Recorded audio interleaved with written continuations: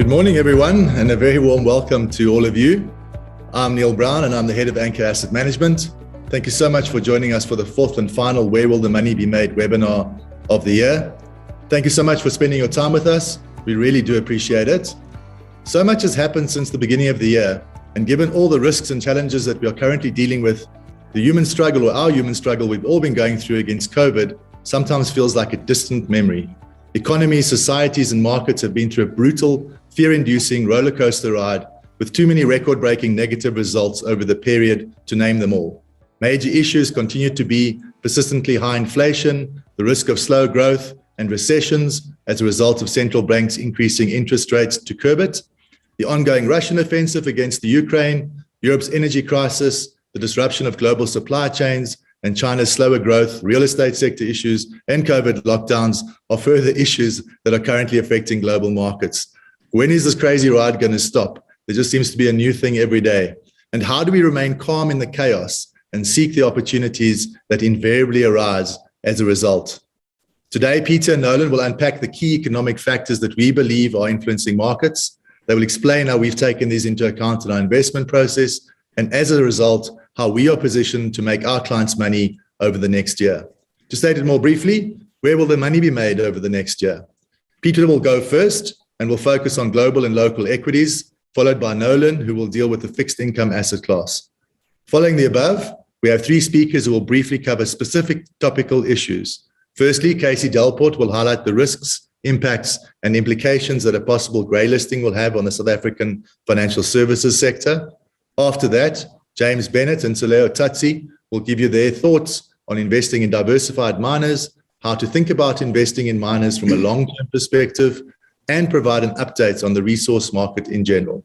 As you all know, resource companies are a big chunk of our local market, so what we do here really matters.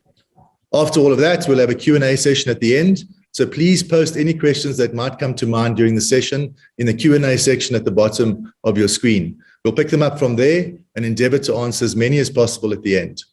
We will distribute a recording of the session, and for those of you who require CPD points, the CPD certificates will be distributed once we receive the accredited points. It normally takes about a week or so after the event for that to happen.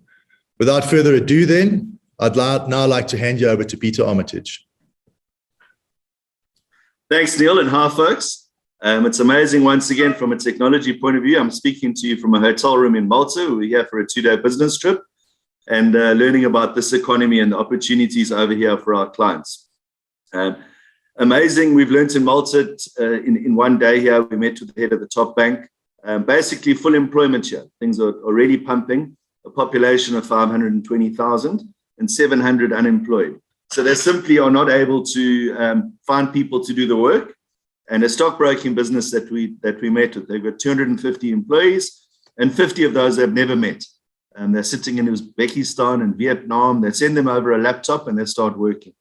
So lots of different moving parts around the world economy. And I'm going to try and take you through a little trip and look at where money can be made going forward.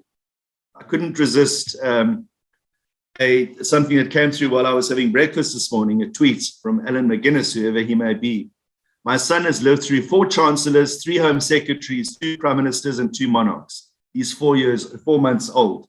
And that's really an indication of how quickly the world is changing out there and how we've got to adapt and find the opportunities. I think one of the key messages I wanted to get across today is there's turmoil out there in the world in many respects, but that's good for some and bad for others, and creates new opportunities. And that's really our job, is to find those and position you in those. I think the first sobering thing to think about, and in getting too excited, one can be a little disingenuous, because anybody who's been invested in the world this year has taken a lot of investment pain. On this slide, you can see the year-to-date numbers, where equity markets around the world down between 25 and 50%, depending on where you're invested. Anything with a growth bent, which is relying on its cash flows well into the future. So typically the growth shares have been really hit quite hard. And that's because the rate at which you discount those has gone up quite considerably as inflation and interest rates have gone through the roof. So really the only place to be year to date from an investment perspective has been US dollar cash. So to be in the US dollar, which has strengthened by 17% against the average currency this year, that's unprecedented. and we think will spike and come back over the course of the next 12 to 24 months. But as soon as you've taken it over there, if you put it in the markets, you lost more than that. So that obviously creates amazing opportunity. And what we believe today, I'm going to talk through domestic and global equities. From a global equity perspective, markets have fallen 25 to 40%, depending on the index. But on the ground, and that's one of the messages to get through today, the pain isn't really being felt yet. US companies are doing remarkably well. Jamie Dimon, on a conference call 2 nights ago, talking through his results, saying they've yet to see the impact of the higher interest rates coming through. Loans and deposits were both up 13%, very high numbers. So the economy is still doing very well, and you're likely to see some very good company earnings numbers coming through. But they're trying to slow things down. Inflation's obviously gone through the roof, which Nolan will talk more about. But where we sit from an economics point of view, particularly from a US perspective, is things are really good, but there are tough times to come. Now, the market looks forward. So the market isn't pricing companies for their great performances today. It's anticipating quite a lot of pressure over the next year. And that's why we've had about a 30% drop in markets in anticipation of what's going to happen. And the key view from an equity perspective is that if you look 12 months out, we think inflation will have come down from the current 8 to around 3%. Interest rate hikes will have peaked, and the next part of the cycle will have started to take place. And there'll be some earnings pressure. Companies will be feeling the pressure from less money and that people have got in their pockets because of higher interest rates. But the important point is markets turn long before economies turn. So when the economy bottoms towards the middle and the end of next year, once that's happened and things are starting to improve again, the market will have run away. So you want to be in the market at roughly 6 to 9 months before things turn. And that's really where we sit, is trying to judge how deep things will go and how long they'll last. But along the way, things have dropped 25 to 30%. If markets have dropped by that, there's certain shares that have dropped 50, 60, 70%. So there's some great opportunities from current pricing going forward. From a domestic equity perspective, South Africa suffered in actually never getting expensive like the US did. So the market was fairly cheap and it's got a lot cheaper. Domestic companies are proving to be very resilient. All of the results coming through are far better than one would have imagined if you go back a year ago when we had COVID, riots, et cetera, et cetera. The commodity companies, we're all waiting for China to stop their kind of zero COVID policy, which quite disappointingly, in their conference it's just started, they indicated they're going to carry on locking people down. So that seems to be holding things down a bit. But any change in sentiment there can make things move quite nicely. And South African shares are close to as cheap as they've ever been. PE multiples of 8%. One can get 6% plus dividend yields in some very attractive businesses. So from an equity perspective, not surprisingly, we expect pretty decent returns over the next 12 to 24 months, but that's coming from very depressed levels. So that's a picture of the US market, which kind of leads the world from a performance perspective. And the year to date looks particularly bad because we went up the whole of last year and in fact peaked right at the end of the year. So you've had this 25% drop in valuations.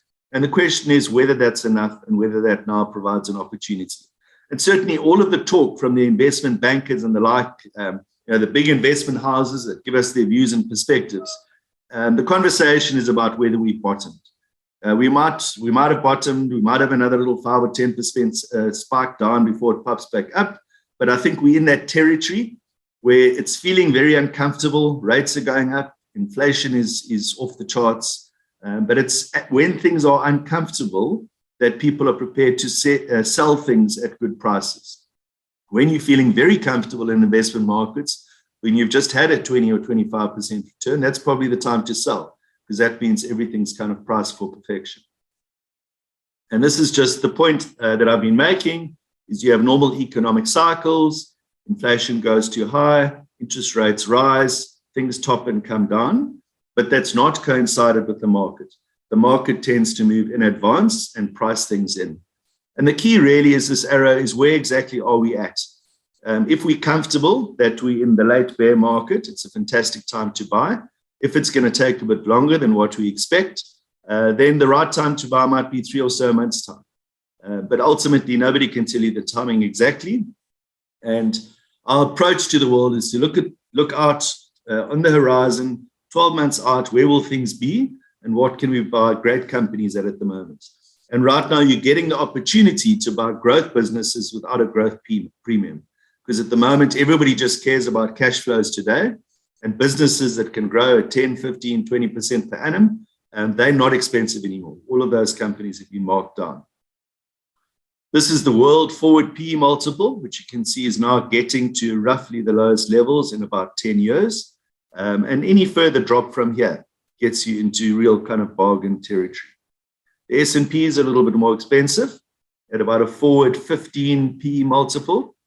But I think it's important to remember that the big 5 or 6 companies in America, Microsoft, Apple, Amazon, etc., are still trading at quite heady PE multiples. And if you take those top 5 out of the market, the S&P forward PE multiple is about 12 times, which if you go back historically is in the range of about as cheap as it gets. So this is our conclusion, and every quarter we give 12-month projected returns. If we start down here at global, you can see global equities about 12%. Now 12% on the chart, this chart only takes you back to about the 4,100 Rand index level, which is not particularly bullish, but it's quite early to tell exactly when things turn. There's obviously a lot more upside from there, but it's a case of how much pain is absorbed along the way. For the first time in a long time, there's some really nice returns. There's some really nice returns out of government bonds and really low risk stuff. And if you think back over the last 10 years, there really was no money to be earned and money in the bank and bonds, etc. We now think from a low risk perspective, there's 4, 5, 7, 9% returns and things that earn interest. From a domestic perspective, we actually think that local shares can do a little bit better than global shares. And bonds at 12% return, listed property at 13%. The actual monetary projections in terms of returns for the next 12 months from these depressed levels are good entry points. And for those who have taken pain this year, this is some solace that we think quite a lot of that will be recovered over the next while. Just to give you some examples, the risk is always looking at these indexes and trying to time where an index level will be. Ultimately, we don't buy indexes, we buy instruments, we buy yields, we buy shares.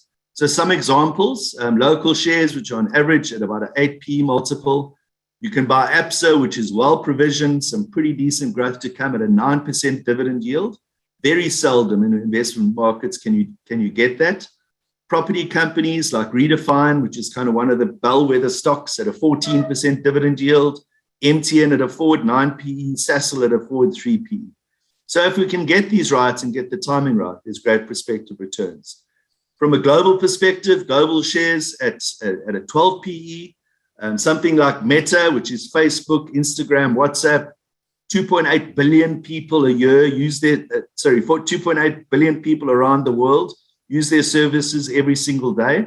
The market's written that off from a growth perspective, so it's one we're watching closely. A forward 11 PE multiple. And banks in America, which are very solid long-term businesses, something like a JP Morgan, the biggest and probably best bank in the world, trading at a 10p multiple.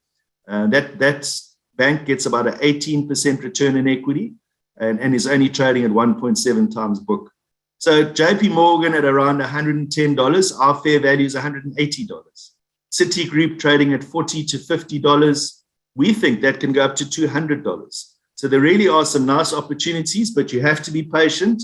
It's still risky out there. It's still volatile out there. And you have to be investing on the basis of looking 12 months forward. So currently it's all in the hands of this man, Jerome Powell. And what the point I wanted to make on this slide is the US is far more indebted than the past. So their monthly interest expense going back 10 years ago was $18 to $20 billion a month. We currently have got up to $60 billion a month. And that's because interest rates have gone up.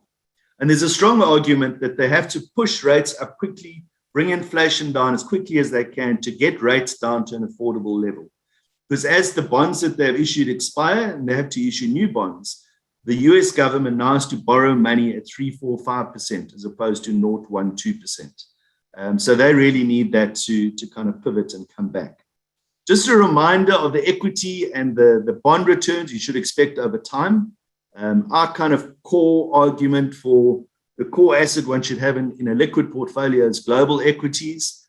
8% in US dollars with a 4% weakening of the rand gives you that 12 to 13% rand return, which if maintained over a time period, and this is what is achieved over a time period, is a very nice place to be. From a local equity perspective, we're saying 12%. So, I guess one of the key messages is don't lose the faith. The S&P over most 10-year time periods have given you an 8 to 10% return, including dividends. And these points here were just as painful. 2012, 2008, 2016, the drop at the beginning of 2019, the 2020 drop. If you're going for that excess return, we can comfortably earn you 4 to 5 to 6% offshore without volatility. But if you're a long-term investor and you're going for that bigger return, one has to stomach what we're going through as difficult as it is.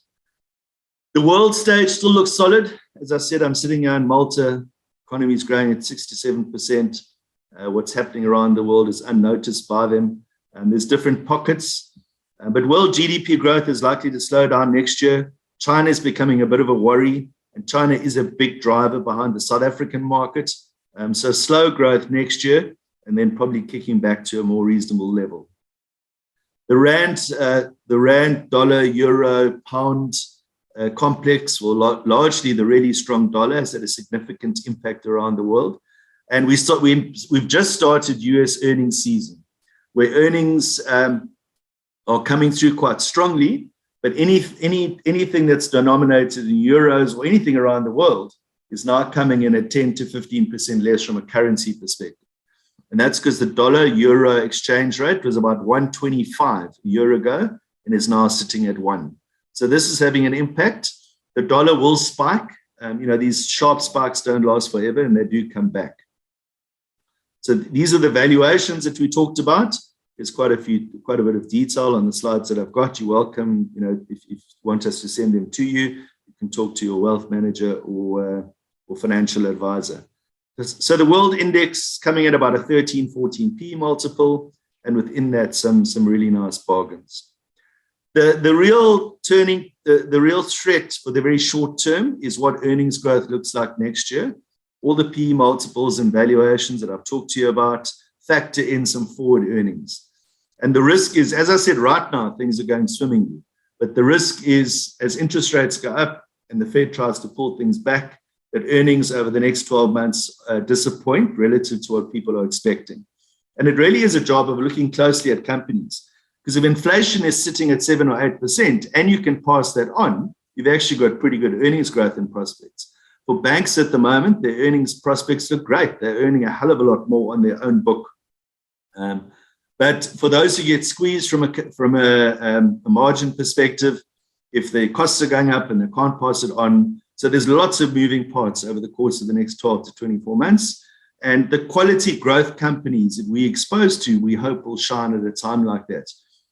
Quality companies can pass on price increases, are adaptable, and hopefully will come through this period. The sensitivity for those of you who are more technical, I've just circled here the 15 forward P multiple that Bloomberg and the kind of consensus has got is forecasting in 9% earnings growth in the States next year. If that lands up being minus 7%, to the other side of naught, it's about a forward 18p multiple.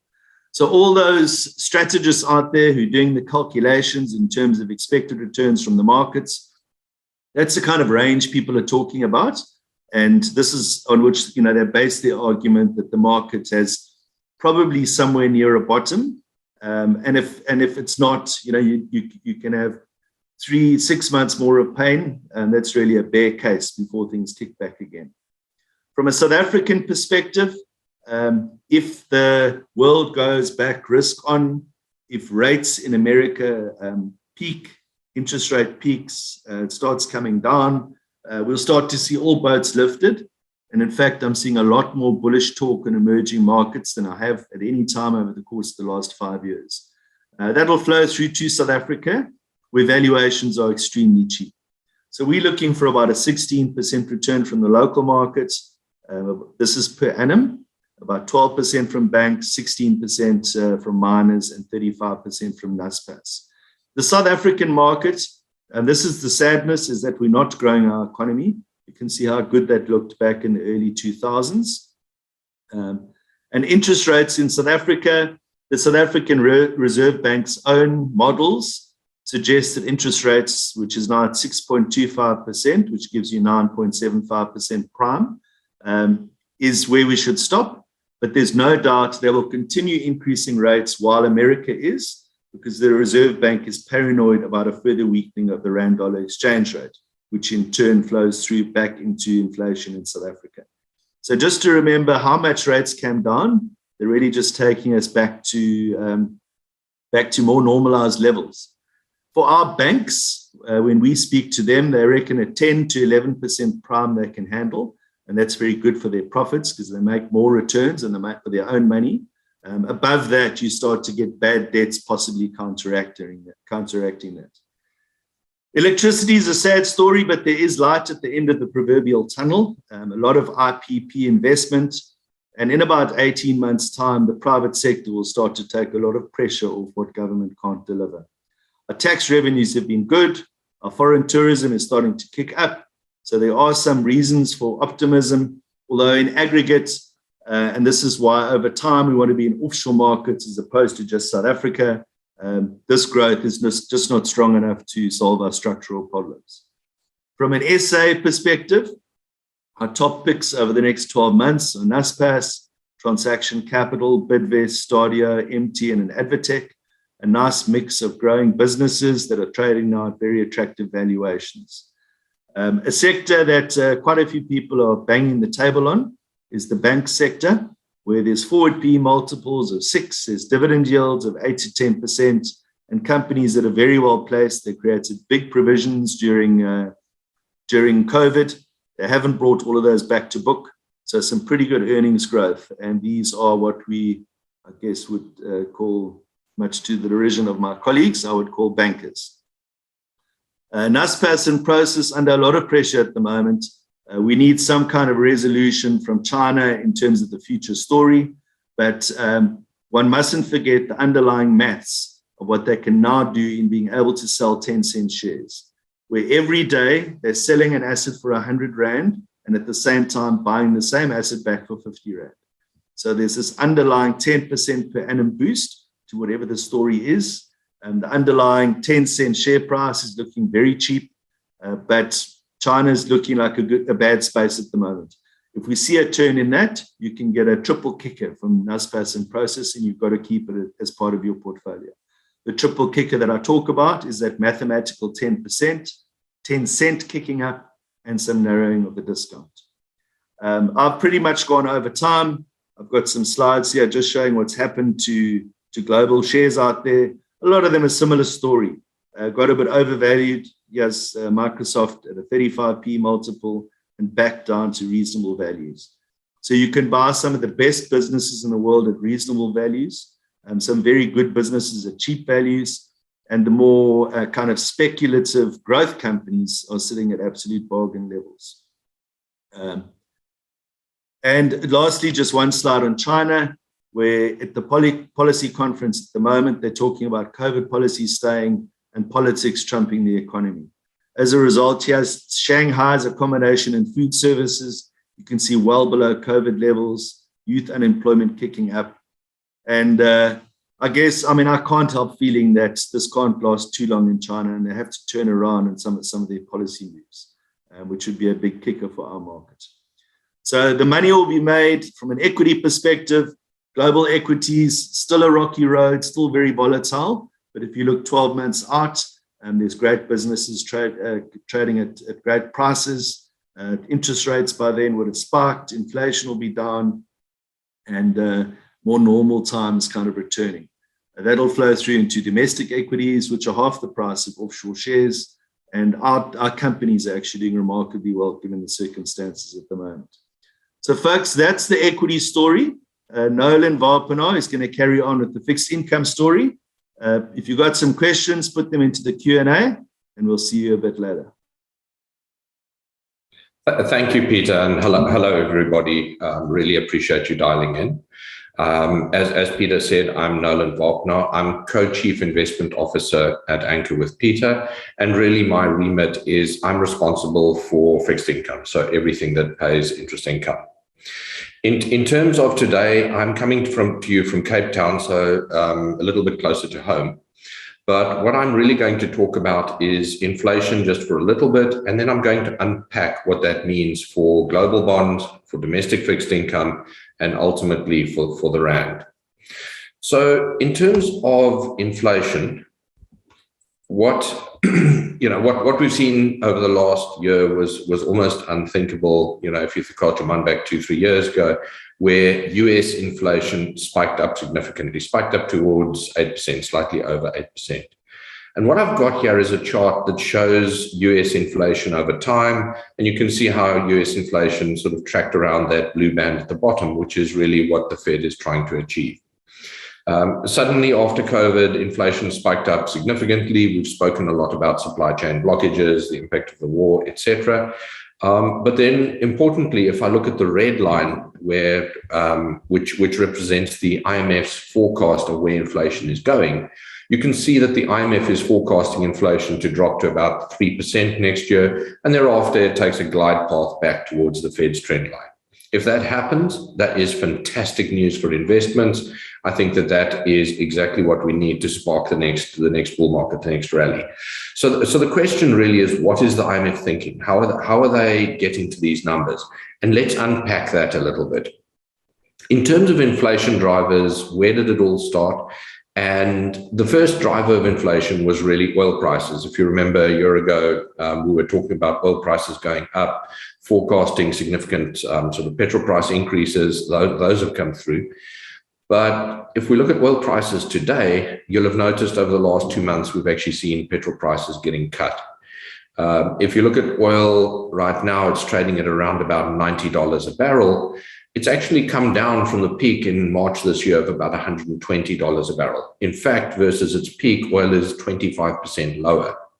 So we saw this massive sort of inflationary impulse from oil. And as we move through time, oil's recovered a bit, and oil is actually going to become quite deflationary by March next year when you're looking at sort of March on March numbers. That in itself is actually going to pull US inflation down quite a bit over the coming months. And I think that is something that's going to be quite helpful for financial markets. Additionally, we've spoken a lot about supply chain blockages. We spoke about used car prices going up quite astronomically. We've spoken about an inability of manufacturers to access technological chips, etc. And that goods inflation has pushed up quite significantly.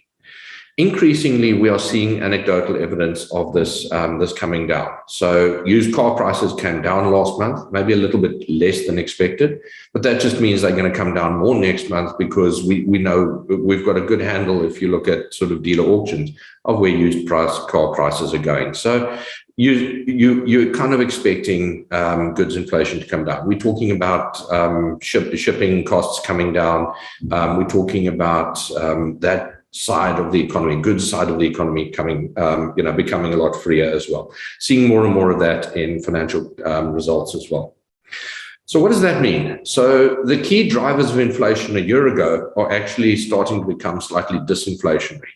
And in fact, if they just continue on their current trend, they don't have to do anything else. That 8% inflation in the US, that is enough to actually pull US inflation down to about 5%.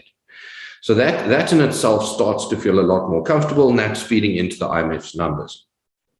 The thing is that goods inflation actually accounts for about 30% of inflation, and services inflation accounts for about 70%. If we look at services inflation, it's actually a little bit less rosy. So the first concern is rental inflation. And you've seen rental inflation in the US push up quite significantly, up to about 7% at the moment, way above the 2% target. Now, the problem with rental inflation is it's a lot more sticky than oil price and goods inflation. So it's going to sit there for a little bit longer. But the good news is that when they measure US rental inflation, they go and look at all of the lease contracts, if you want, for the last year. And that means you're kind of giving a lot of weight to the lease contracts that might have been signed in sort of March or April earlier this year. If we exclude those and we just go and look at the lease contracts for the last 2 months or so, what you find is actually the lease escalations, the rental escalations seem to have plateaued, and it's starting to track far more sideways, in line with the housing market that's also starting to show signs of prices coming down. And the anecdotal evidence of the very short-term nearer rental contracts is that the rental inflation numbers seem to have stagnated. It's going to take a while to come through the measures that the Fed looks at, but realistically, we think that tracks lower. The other key driver that worries the Fed is wage inflation. And last webinar, I actually sat here and said the problem with wages was that there weren't enough workers in the US. So basically, if you had a restaurant and you needed a waiter, you put out a sort of advert, but there were 5 available jobs for every unemployed person, which meant that a lot of jobs were going unfilled. So you had to go to your competitor down the road, hire his waiter, pay him an extra 10%, and then he'd come and work in your restaurant. And that was creating the risk of a wage spiral. So what you've seen with interest rates going up, with more and more sort of concerns about the outlook for the economy, is that a lot of companies are canceling growth projects. They're canceling new developments, etc., canceling potentially new home builds as well. And that means that as you cancel, restaurants aren't opening up anymore, or potentially a factory opening is being delayed, those potential job openings are disappearing. 3 months ago, your worker had an option of 5 jobs that he could go to. Today, that has actually reduced to an option of about 3 jobs he could go to. So he's found that the number of available choices is reducing, and that in itself is starting to slow down wage growth. Again, if you look month-on-month wage growth rather than over the whole year, it's a lot more reasonable. If this trend continues without necessarily creating massive unemployment, but just by cancelling sort of unfilled posts, you're actually going to find that the inflation trends downwards as well. And that, combined with the benefit of goods inflation, is what's getting the IMF to 3% inflation. Will we get all the way there? I don't know. Economists haven't exactly covered themselves in glory of late. But if we get some of the way there, it's going to be a great investment environment in 12 months' time. And we need to position for that today. So let's talk about what that actually means for global bonds, global fixed income. And the first point is I've got a chart here that shows the yield on the US 2-year constant maturity bond. And really what you're seeing is US interest rates have gone from pretty close to 0 a year ago through to 4.6% right now. That's a massive shock to the system, and that has actually sort of upset the investment apple cart almost across all markets as the ripple effects of these rising rates has played out. The question is, how high do rates go? And that is something that a lot of market participants are debating right now. The truth is, firstly, with interest rates around 4.6%, we're actually pricing in that the Fed gets to 5% if you go and look at the derivative market. At 5%, you're probably pretty close to peak rates. And I say that firstly because the US Fed actually says so. So what the US Fed is saying it's going to do is it's going to hike rates, and we've seen a lot of those hikes. There are more coming. They're going to hike next month, probably another 0.75%. But they've said that when they get to restrictive interest rates, which is about 4.5% to 5%, they're probably going to slow down the hikes and just, these hikes have a delayed impact on the economy, and they're going to wait for that to filter through to the economy before they react further.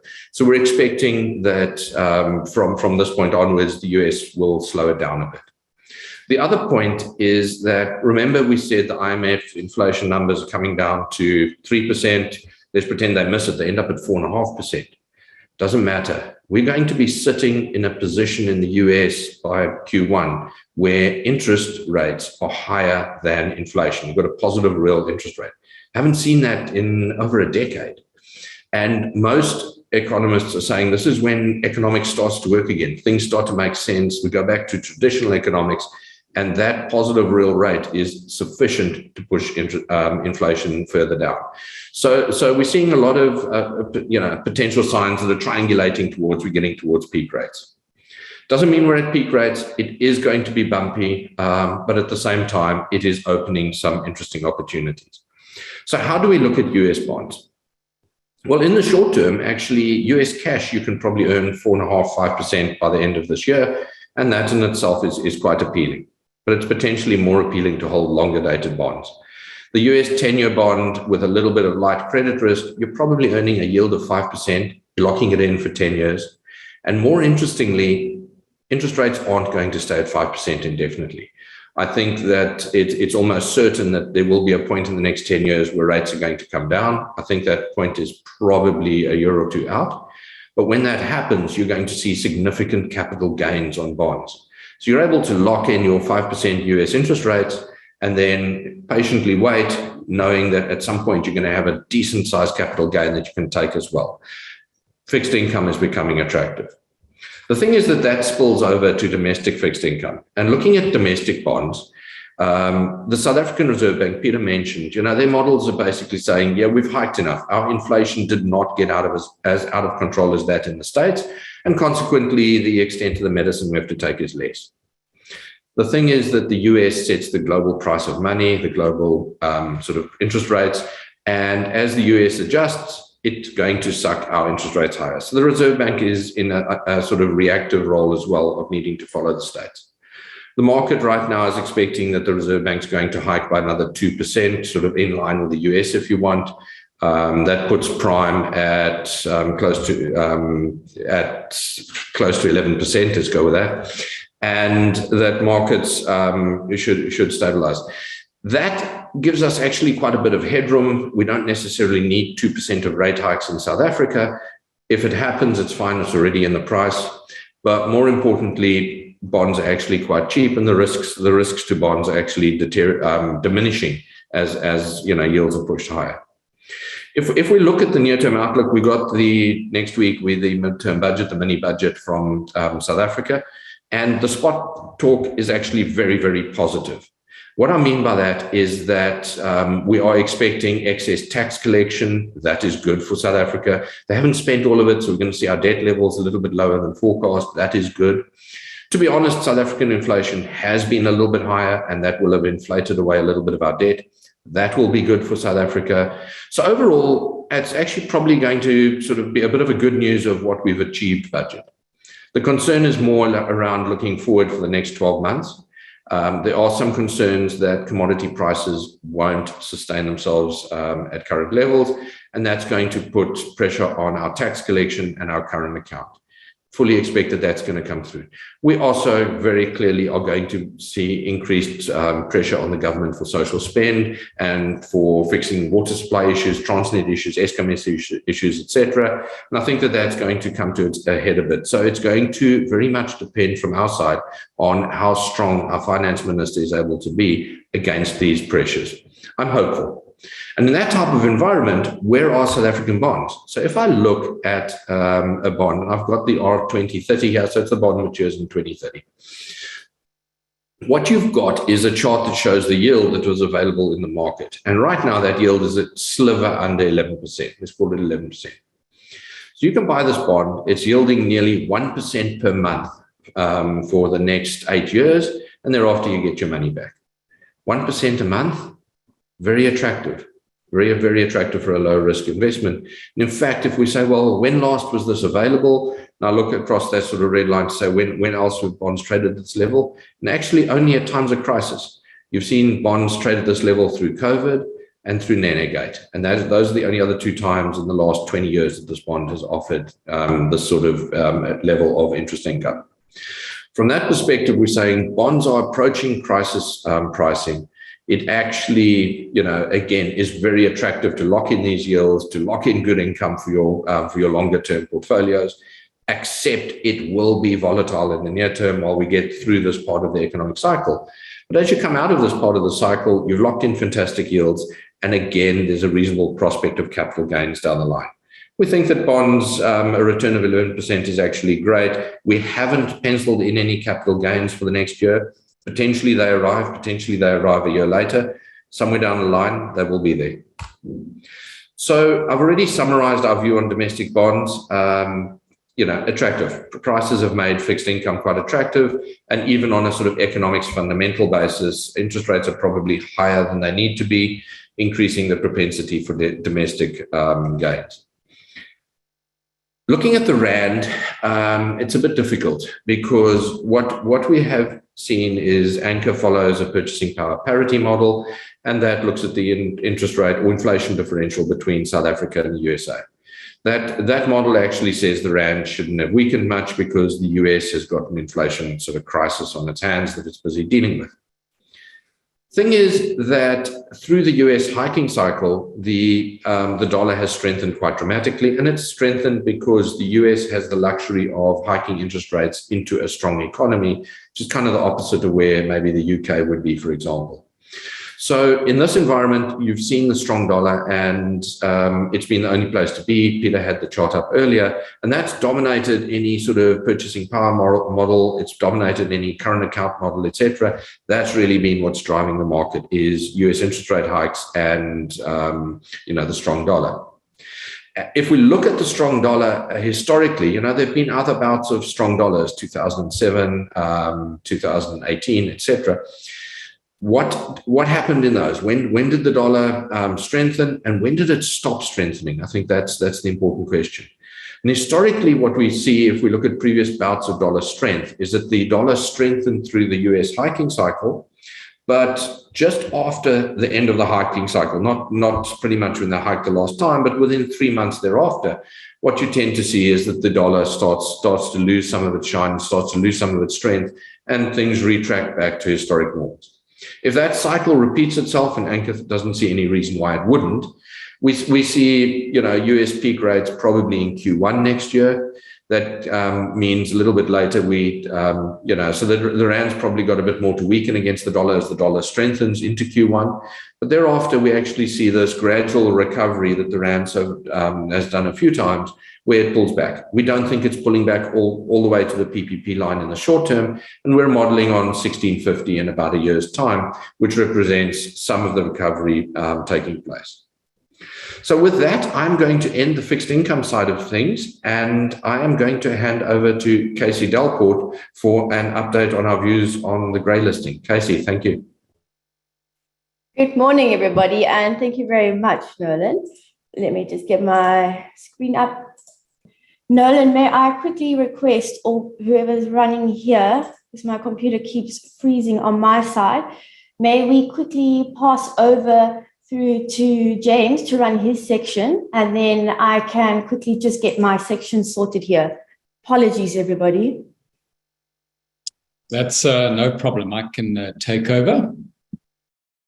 Okay, good morning, everyone. My name is James Bennett. For those who don't know me, I covered diversified mining with the global investment banks for over 20 years. I don't actively cover the individual mining stocks anymore. I do still keep sort of a high-level view on the companies. These days, I cover sort of global equities, more for Anchor. But I thought I would just give my sort of perspective on covering these mining companies for over 20 years on my thoughts. So here's some of the things that I learned from mining. I mean, firstly, these shares are volatile and very unpredictable. And even very experienced mining analysts tend to make fools of themselves from time to time.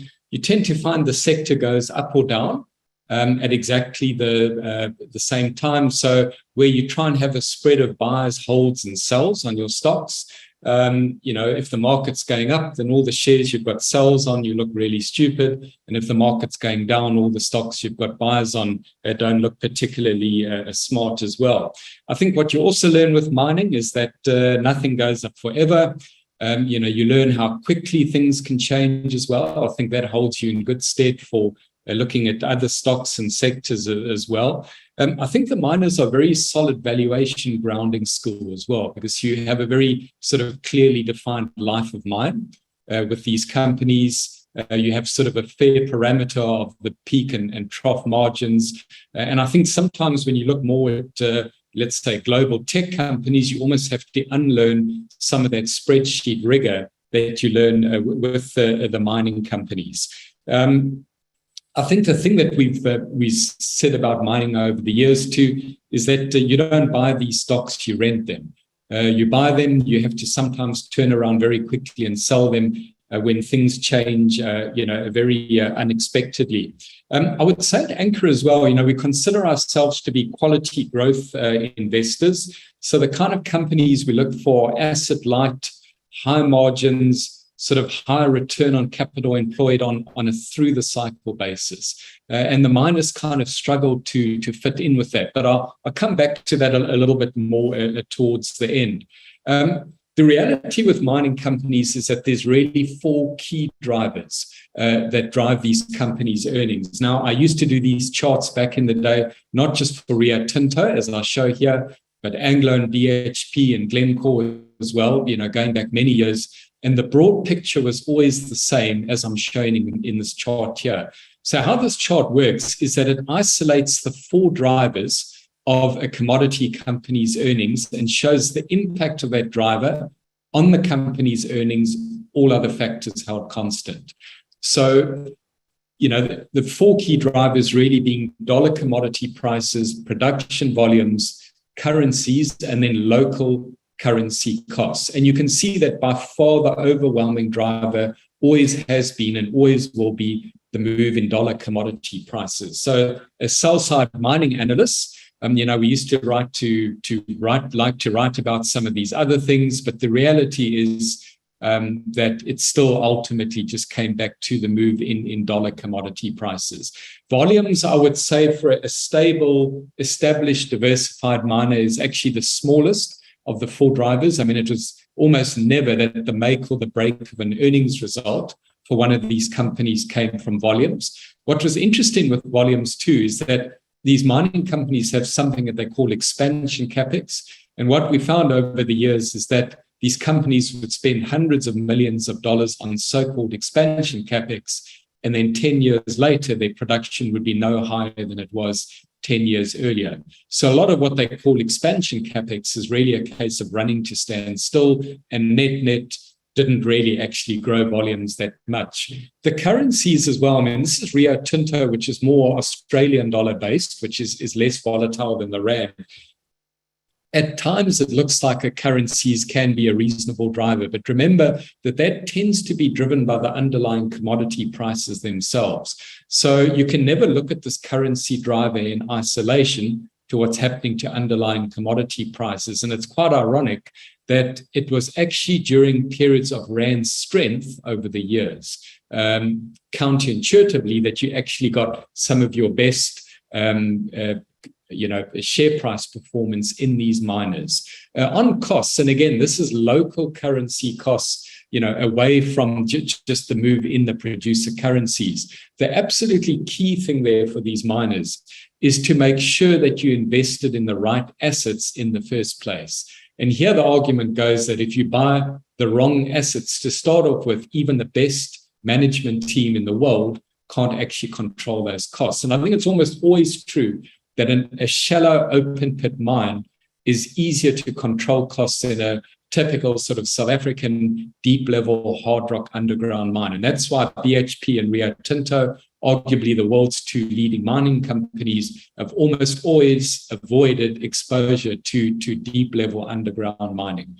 And then just a couple of final points that I'll make as well. The question might then be, well, is there ever money then actually to be made in these miners? And the reality is that there is. And there's a couple of points I would make. So in my career, sort of once every 10 years, these miners offered you an incredible opportunity to make really, really outsized gains. And for me, those times would have been around about 1998, 2009, and then 2015. And I wouldn't really say where we are in 2022 is one of those really unique opportunities. We're probably kind of at the midpoint at the moment where your risks are skewed equally to the upside and the downside, and it's probably more a stock picker's market. But just to go back to this example with Kumba Iron Ore in 2015. So one of the really interesting opportunities that these miners give you is to buy into high debt situations. Now, we would say that buying into a company that's drowning in debt, seldom makes good sense. The company either goes bust or they have to conduct a deeply dilutive rights issue to survive, in which case you lock in a permanent loss of capital forever for your underlying shareholders. Whereas with the miners who've got some debt, often what it is that it's the temporary collapse in the underlying commodity cycle itself that puts that company into distress with that high debt. And if they can just hang on long enough, not have a rights issue, invariably the market actually bails them out. Now, you can't do that with an industrial company, but you can do that with the mining company where your underlying commodity price turns and runs 200 or 300%. And here's a really good example with Kumba Iron Ore. 2050, the iron ore price had collapsed. Kumba had actually temporarily breached its debt covenants. It was sitting at about 25 Rand a share, and then the iron ore market started to turn. And what ensued over the next few years was a so-called 20-bagger opportunity. I mean, we saw similar with Anglo American at the time, and then in more recent years, we've seen good examples of this with Sasol and ArcelorMittal South Africa as well. So if you do come along one of these opportunities in mining, you really can make absolutely spectacular returns. But where we are today, I don't see too many of these opportunities around. So it's really more just a stock picker's market in mining. So what I'm going to do now is hand over to Seleho. He's our resident expert on the stock-specific mining ideas, and he can chat through some of our ideas on the individual companies. Thanks, Seleho. Thanks, James. I think James did a really lovely job of explaining how we look at the resources sector. So what I want to do is take some of the things he's talked about and actually apply it to how the resources sector looks today. So we're going to get our hands a little bit dirty and actually look at some of these companies now. When you look at the valuations for these businesses, the first thing that really stands out is that, at least optically, they look cheap. They're sitting at PEs of anywhere from about 2 to 8.5 times. They don't have a lot of debt on their balance sheet, so they're also able to pay out a lot of those earnings out via dividends. And so dividend yields are also quite high. You have dividend yields of anywhere from 6 to 19%. And then you have Thungela, which is really an outlier there at around a 50% dividend yield due to that very strong coal price. So the question that naturally emerges when you see this is this like the emergence of value, or is this more of a value trap? Is this an opportunity, or is this just an opportunity to get sucked into a value trap? To answer that, I think you really need to know what drives the sector, what drives these companies. In one of James's slides, he showed that it's really the underlying commodity prices that drive these businesses. And so it's useful to have a sense of which commodities these companies have exposure to, so we can know what's really driving underlying returns. So if you look at the JSE, what becomes clear very quickly is that iron ore is really the dominant commodity in terms of the contributor to earnings for these businesses. With the exception of Glencore and South 32, which have no iron ore exposure whatsoever, the rest of these businesses, iron ore tends to be the biggest contributor to profits. And so if we want to know what's going to happen to the diversified mining sector, we really need to know what's going to happen to iron ore itself, because as we saw in that earlier slide, it's underlying commodity price that drives returns for these businesses. Now, to know what's going to happen to iron ore, I think it's useful to at least know what has happened to iron ore. So to have a quick look at where we are and where we have been, or where we're coming from. So iron ore today, I checked this morning, it's sitting at roughly $92 a ton. Now, it's coming off an absolute bumper year. 2021 was an amazing year for iron ore. It was actually the second best year in terms of the average price through the year for iron ore. So iron ore averaged roughly $160 a ton. We also saw the all-time high for iron ore. So it reached an all-time high of just over $230 a ton, which for these companies is phenomenal in terms of what it does to their income statement. But since then, we've come down to $92 a ton today. And that's really the challenge for the sector, is that if you go from a 2021 average of $160 a ton to a spot price today in October of the next year of about $92 a ton, that's going to have a huge effect on your earnings, especially because these are very operationally leveraged businesses. So just to give the example, James was talking about Kumba Iron Ore earlier. Kumba, in the first half of this year, reported its earnings being down 50% on an earnings per share basis. And that was really just a function of pricing. Pricing was down about 35% year on year, and that fed through into the income statement. So clearly, I think this is what the market is quite concerned about, the direction of travel for commodity prices. And you see that in not just iron ore, but several other commodities. You see that in the PGMs, you see that in base metals. They also had record highs in 2021 and have since come down quite strongly. So at the moment, we've come down quite a bit. The question is where to from here? Well, okay, today we're sitting at $92 a ton, as I've said.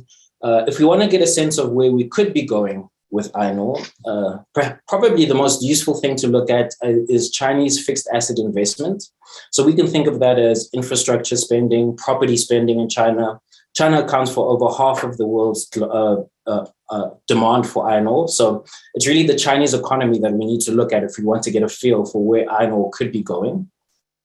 And you can see in 2021, Chinese fixed asset investment nearly reached 40% year on year in terms of year-on-year growth. And that was really due to stimulus coming out of the pandemic. And that's one of the reasons that iron ore reached those phenomenal prices. Now, today, sitting at $92 a ton, we have seen some stimulus out of the Chinese economy this year. For various reasons, it hasn't yet led to meaningful economic growth or pickup in growth. One of the reasons for that has been the zero COVID policy, which it looks as if they're going to continue with going forward. And it's quite hard to get economic growth going under that policy.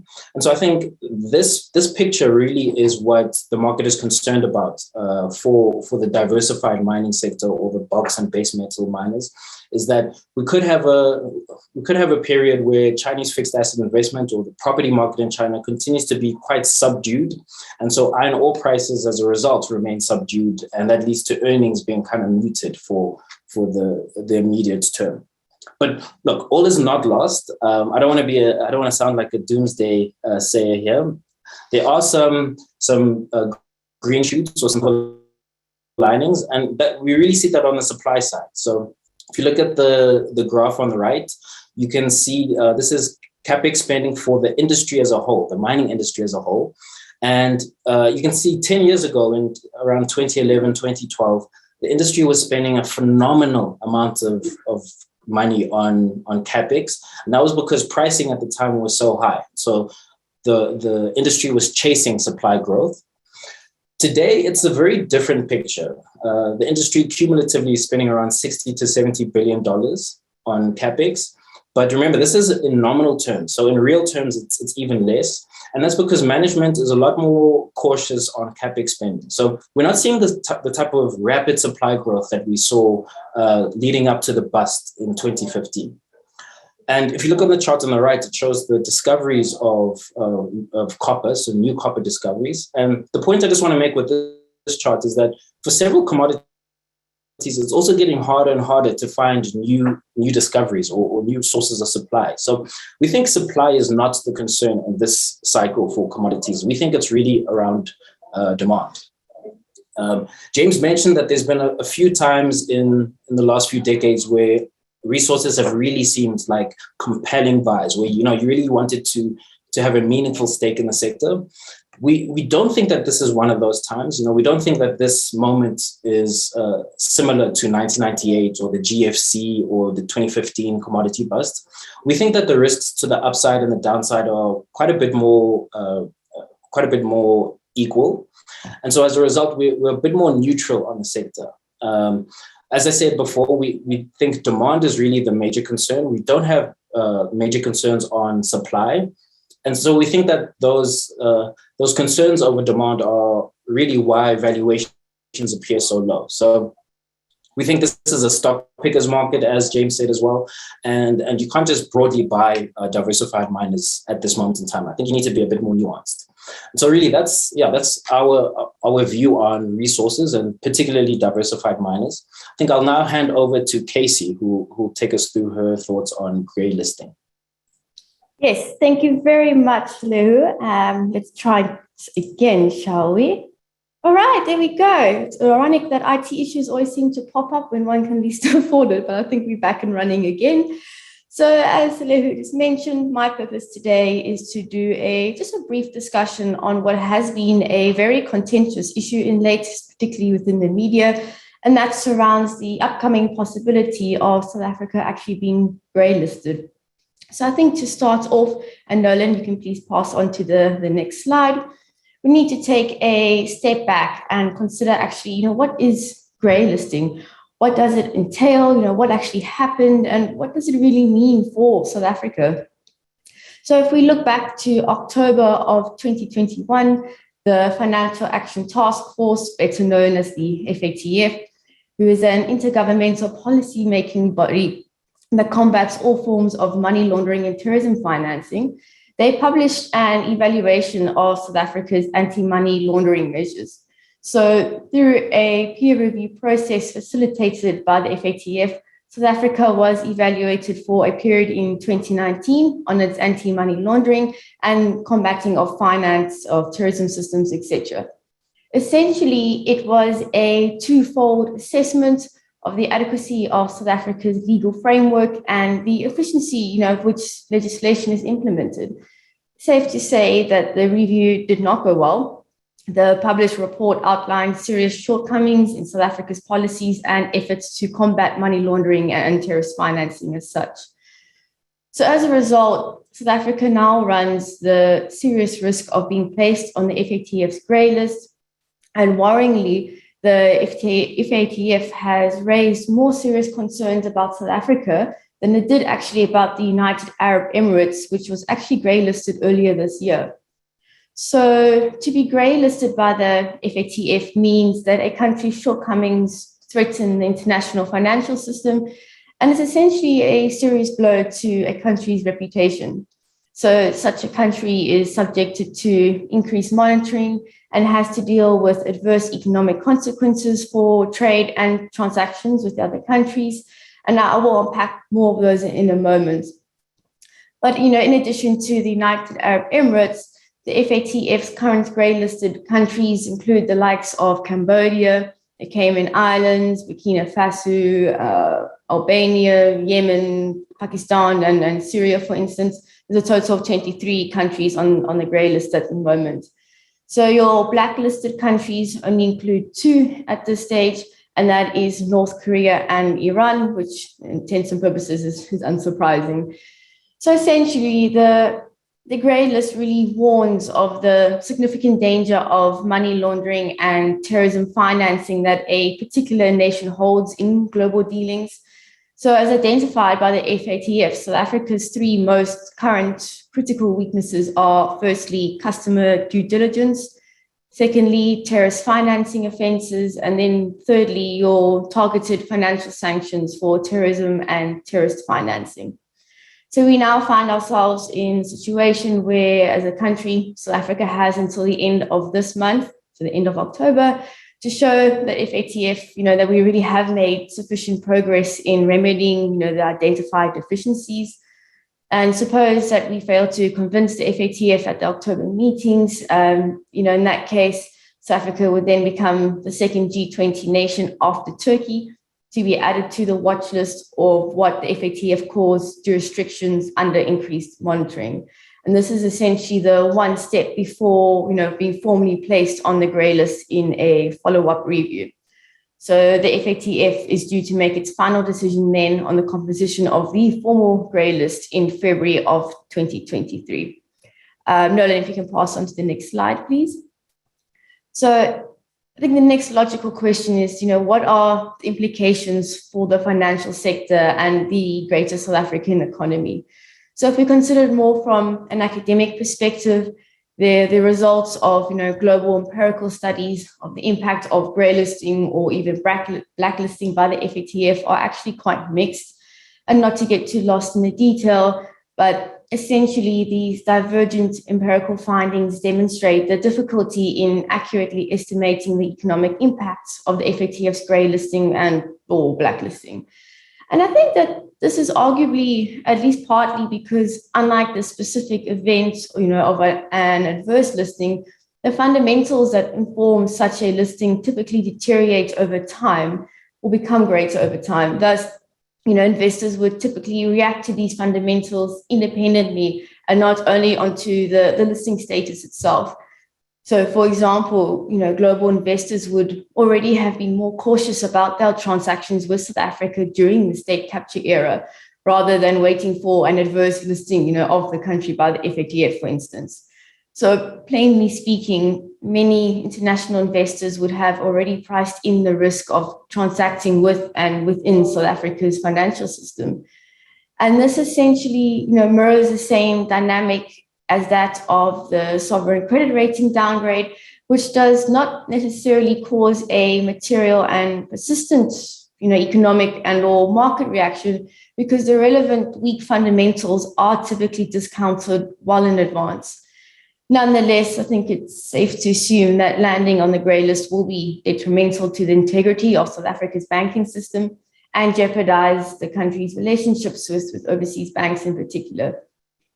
So regulators from some of South Africa's main trading partners, such as the US, the UK, China, Japan, etc., they may restrict their banks from transacting with South Africa's banks.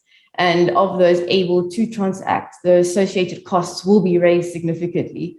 So this in turn, may have a material adverse impact on capital flows and subsequent growth, as well as on the currency and bond markets in turn. And I think furthermore, it will also become increasingly difficult to invest offshore, even for the wealthiest of investors. So whilst one cannot rule out an adverse impact on South Africa's economy, bonds, and the currency at large, should the country be grey listed, at this stage, it would be premature to adjust our macroeconomic forecasts on the assumption that at least some of South Africa's deficiencies are already being discounted by high idiosyncratic risk premia.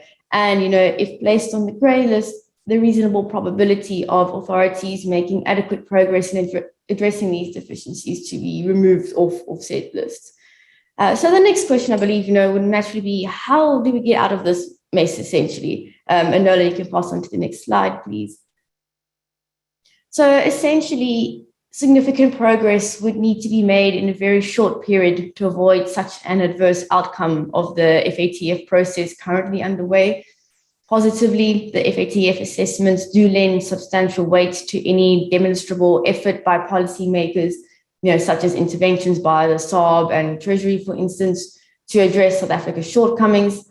And what we've seen recently in an urgent move to help prevent South Africa from being grey listed, Cabinet approved a raft of new amendment bills in late August. However, we are already seeing kickback from that from various civil society bodies who aren't quite happy with the legislature. So whether that gets pulled through in time remains to be seen at this point. Additionally, we saw within the last week the seizure of Marcus Jooste and Steinhoff-related assets due to the whole Steinhoff-related issue. And again, that shows a strong demonstrable effort by our authorities to try and take, say, white-collar crime seriously. But again, whether that is a case of too little, too late remains to be seen. But I think overall, whilst an adverse outcome is not inevitable at this point, recent assessments by the Treasury and the SARB of a high probability of such an outcome really do appear pertinent. Indeed, other aspects of the FATF review will require a broader political response to correct. In particular, South African authorities will need to fully assure the FATF that collectively South Africa is more capable of giving effect to this legal framework than it has been in the past. and that governance institutions can hold to account those responsible for past and, of course, inevitable future transgressions. So, with regards to the upcoming review, and particularly above all, authorities will need to restore confidence in South Africa's capacity to deliver accountability for state capture crimes and its ability to recoup the funds lost from state institutions, in particular by those implicated in high-level state capture offences. So really, in conclusion, and Nolan, you can go on to the next slide, please. I think it might be important to also consider that this could actually be the wake-up call that South Africa needs. So whilst no country would ever want to wind up on the FATF's grey list, doing so could actually, kickstart and accelerate much-needed reforms to counter fraud, corruption, and terrorism financing in South Africa. And such was the case for Mauritius, for example. They were able to get off the grey list in under 2 years, much to their longer-term sort of economic benefit. So after quickly and proactively implementing the necessary reforms, the Mauritian's financial sector is actually beginning to stand out for all of the right reasons, attracting significant international growth and development opportunities as a result. So we really view Mauritius as quite a positive, outcome and a positive story from this. And I think as a result, South Africa could really do well to take note of such a success story. And on that note, that will be end of my presentation, and I can hand back over to Neil. Thank you. Brilliant. Thank you so much, Casey, and well done for bouncing back. I guess the challenges that we face are going to require us to be resilient and come up with ways of getting around it while everybody else is or dealing with it, while everyone else is please putting their videos back on and unmuting themselves. I do have a number of questions already, and thank you for those that have posted them. Please feel free to keep adding. The first one's for you, Peter. Ideas for protecting capital. The world's obviously crazy at the moment. If you wanted to, where would you hide right now? And is it a good idea? Or should you rather be investing? So Neil, I think it there isn't a generic answer. It boils down to people's individual circumstances. I think the nice thing about being conservative at the moment is there's reasonable yields around. So, sitting in cash or something like our core income fund in South Africa, that's rolling at about 7.5% per annum. And that's, that becomes fairly close to risk-free. Even money in a bank still has some risk because a bank can go bankrupt. So that's a pretty attractive place to be. You then go up the risk curve into other interest yielding instruments. And, we've got a range of investments between kind of 7.5% and 11% in that side of it. You then got to take currency into account and you go, am I trying to protect my money in rands or in dollars? As we've shown you, we think the probability is that the rand will actually strengthen over the next 12 months. So you'd want to be in rands.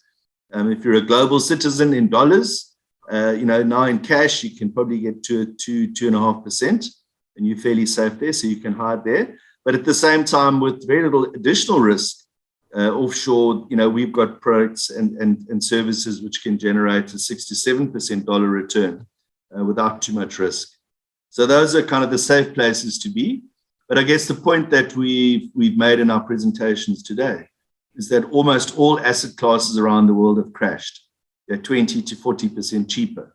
So we would suggest at least having a reasonable proportion of a portfolio in assets that can take advantage of the inevitable rebound of those range of opportunities. As always, and increasingly at the moment, it feels uncomfortable because it's so volatile. And nobody can guarantee the timing of doing so. But I think that's a reasonable answer to the question. Thanks, Peter.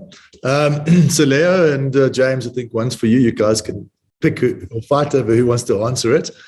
Two resource-related questions. Firstly, SA resource stocks are super cheap, make big profits, etc. But will a global recession and China slowdown derail investment thesis for resources short-term and the medium term? Could China's stimulus provide extra demand for resources? And does the green economy still underpin valuations from these levels? Okay, that's quite a mouthful. I'll go first, and then Seleho can give his thoughts as well. So Yeah, look, we always have to be very careful with low PEs in mining. Often it's because the E is very elevated, and it's just showing that there's a very clear risk to earnings. I remember back, it was in the early 2000s that platinum shares looked incredibly cheap. They'd run very hard. They'd been up several 100%, and people were worried about how well they'd done. But they said, but don't worry, the PEs are in single digits and 10% dividend yields. So, even if things come down a bit, you've been paid to hang in there with this high dividend yield. And in the end, people lost a fortune. So, yeah, we just have to be very careful of these seductively low PEs. What I would say just generally on commodities is that demand always rules at the end of the day. So even if you've got a commodity with a fairly tight supply story, in the short term, the commodity price will always be driven by demand. And so I think, yeah, that's probably where the risks are at the moment. Seleho, I don't know if you want to add some further answers as well. Yeah, thanks, James. Just to add to that, one of the points we tried to make in the presentation is that we don't think it's a time to be broad-based buying the diversified mining sector, for example. So we think that you have to be quite selective. For example, we like Glencore, and we like companies that are generating large amounts of cash that can return that cash to shareholders. So an example of that would be Glencore, where we still see them on a monthly basis. When we track their earnings, it looks like their earnings are materially outperforming what consensus is expecting. So I think it's cases like that where you have to look for kind of differentiated investment views.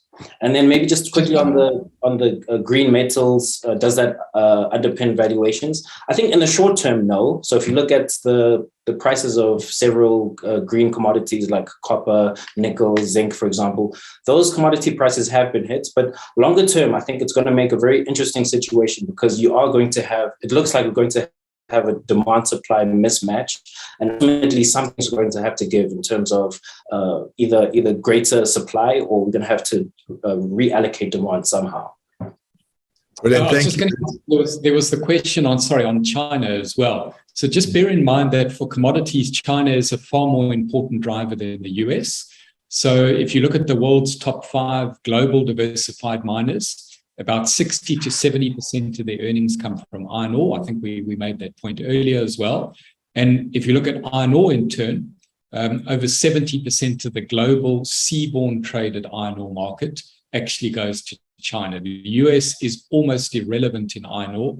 Most of their iron ore is produced domestically. It's captive iron ore that goes from the mine straight to the steel mill. So, any kind of China stimulus can ultimately be quite beneficial for our commodities here. I think the only slight pushback that will be that maybe that stimulus is a little bit more of a blunt tool in China from a commodity perspective than it was 5 or 10 years ago. Cool, thanks. There's a question here. Which do you favor, BHP or Anglos, or none of the above? Yeah, so in the long run, BHP is a truly world-class company. I mean, if you look at the global diversified miners, BHP and Rio Tinto have been absolutely head and shoulders above all the other diversified miners.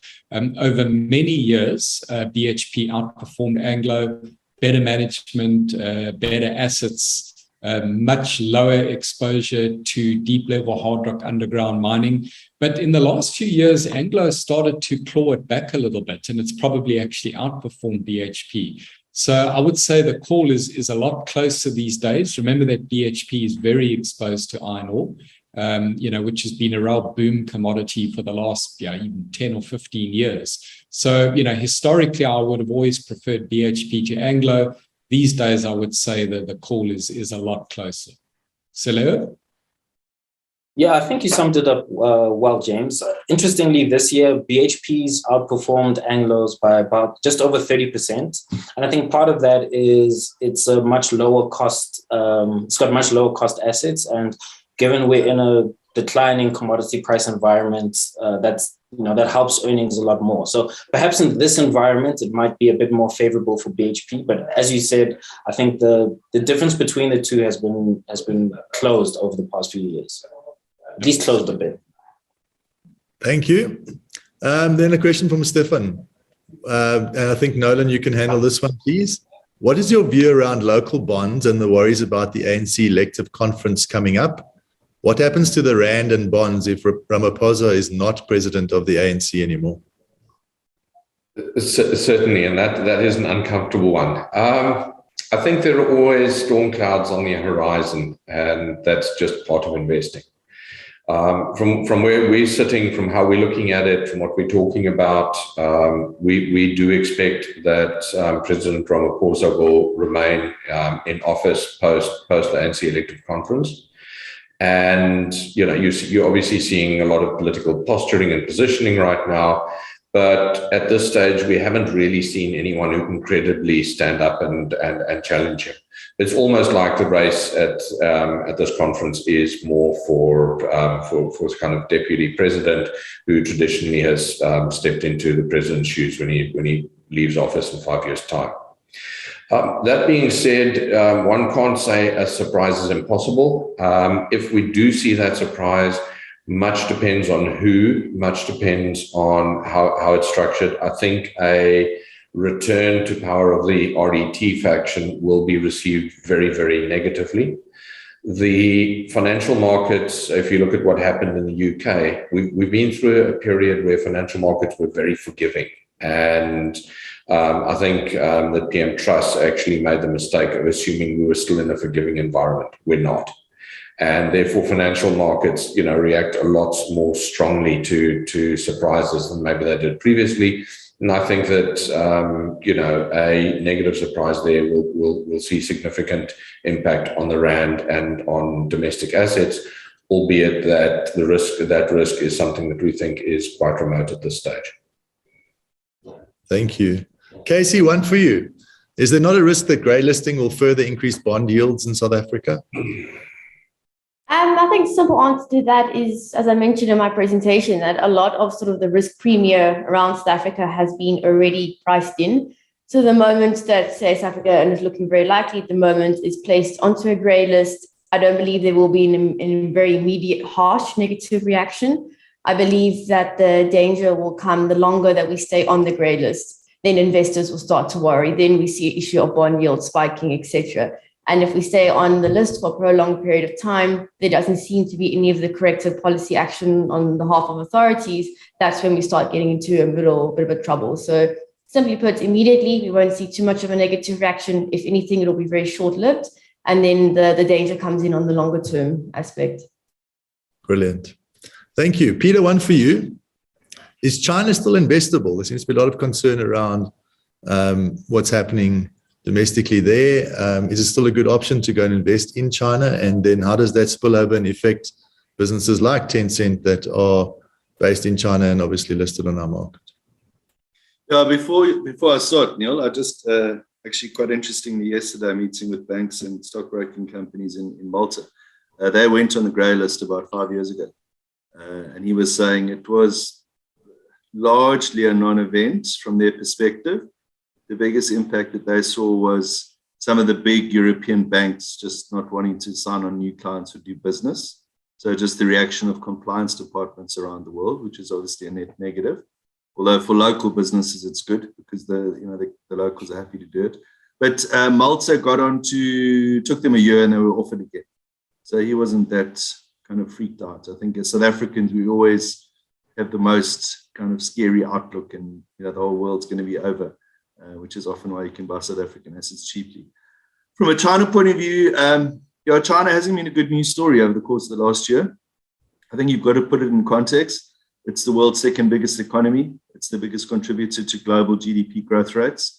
They've always focused on global GDP and always been quite economy and stock market friendly until about 18 to 24 months ago.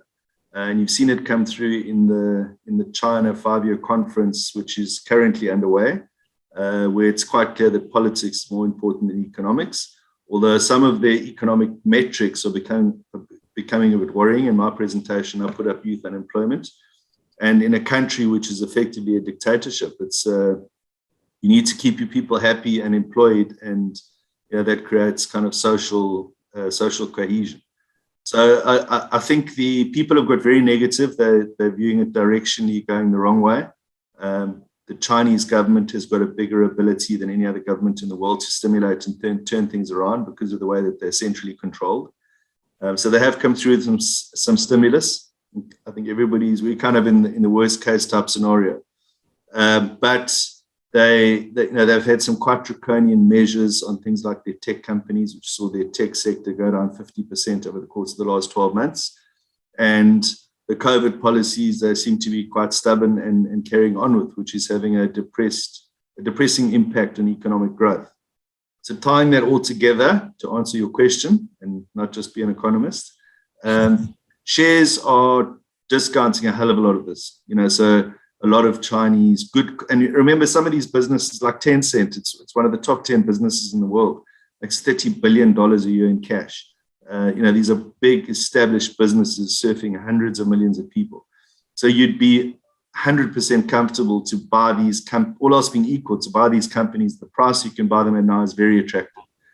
The issue becomes the Chinese macro factor, and the risks are uncomfortable there. If China attacks Taiwan, it's not really a Chinese issue. It's a massive global issue. So the way we would deal with that is come from a portfolio approach. I think the amounts of money you should be prepared to have in China is certainly less in a truly global portfolio, whereas that was 10%, maybe it's 5%.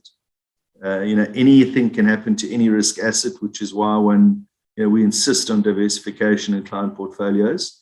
And certainly what we've learned in the last year, or when I think of the last 5 years, the inconceivable can happen. Steinhoff, the second biggest company in South Africa, being a fraud, that seemed inconceivable.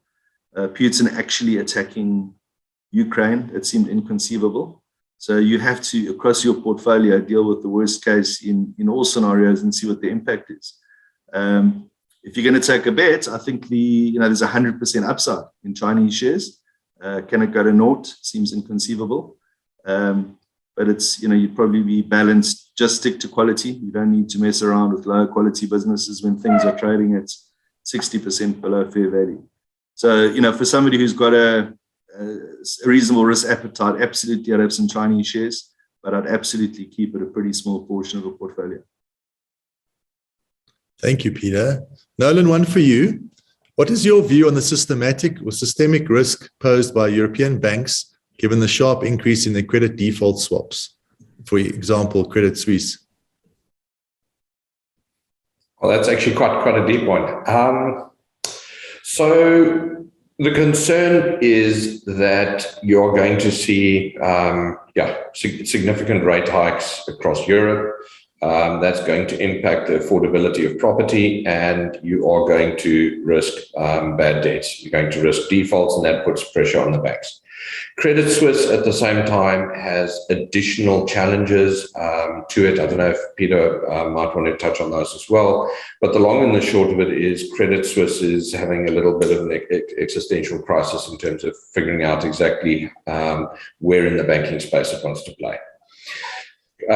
In terms of the broader Europe, what are we seeing? Europe is not going to hike interest rates as far as the US is. And two reasons for that. One, primarily, is they just frankly can't, because it has a far greater impact on the cost of debt for your outlying countries. Italy, for example, which will find that its bonds become very unaffordable very quickly, kind of almost like the UK did before the UK had to do the U-turn. So the ECB is far more concerned about higher rates, unaffordability of debt for some of the countries, etc., given the fragmented nature of Europe. So we do not see rates going as high. Yes, it will have an impact on affordability, but probably not enough to sort of plunge us into a big banking crisis.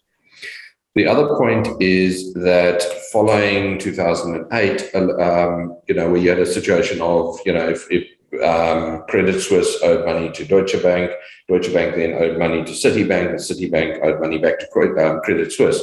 It's a big loop. But everyone sits there and you're scared to send the money out to the next guy because you don't know what they're going to do along this loop. The solution to that was you've got a lot of clearing houses that have been brought in that actually sit there and kind of net everything down and say, you don't actually owe anyone anything right now because this whole thing actually just collapses into zero. Those clearinghouses have also removed a lot of the risk. So from that perspective, I think, I think that the risks are also lower. There was progress made in the banking industry. Credit Suisse itself is a little bit more of a sort of idiosyncratic issue. I think the share price has got some challenges, and that's spilling over right now where everyone's skeptical of everything. If, in the unlikely event of it going, I think that, it'll obviously be a shockwave. It'll obviously have some ripple effects. But having been through sort of practice runs for this by central banks over the last decade following the financial crisis, we're better positioned to handle it. Brilliant. Thank you, Nolan. I'm afraid that's all we have time for, folks. I know there are a lot of questions that have been left unanswered, and I'm sorry we always tend to run out of time. But thank you very much for your interest and your time, and thank you to the presenters for sharing with us today. Much of what we presented today is actually contained in a report that we put out called the Navigator, and it unpacks what we've said in greater detail. If you haven't already received a copy of it and you'd like one, please drop us a line so we can send you one. As I mentioned up front, we also will distribute a recording of the session. And for those of you who require CPD points, that will follow in a week or so, once we've got the points that have actually been accredited to the session. So, and as always, if there's anything that we can do, please reach out. Thank you very much for your time. Have a wonderful Friday and a brilliant weekend.